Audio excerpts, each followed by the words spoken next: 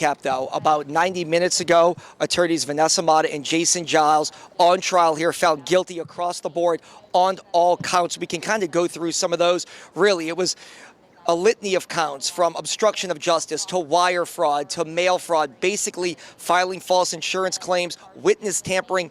Everything they were charged with in a nutshell, they were found guilty of after this 3-week trial. And look, it was emotional inside the courtroom. I'm going to bring in my colleague, Elizabeth Kubel. You were in the courtroom.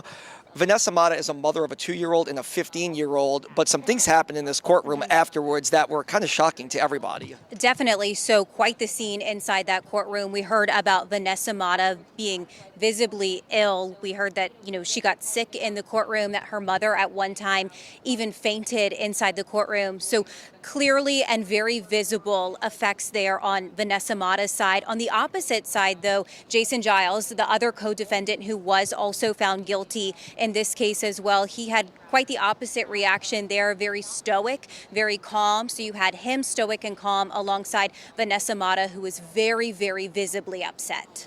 And look, we should point this out, as we heard in the press conference, they were taken into custody in the courtroom. Remanded is the legal term. Their sentencing date is coming up in July. Speaking of sentencing, we did talk to a legal analyst a short time ago, and he talked about the possible punishment. They are both looking at more than a decade in federal prison. Here's what a former federal prosecutor told us about a possible sentence.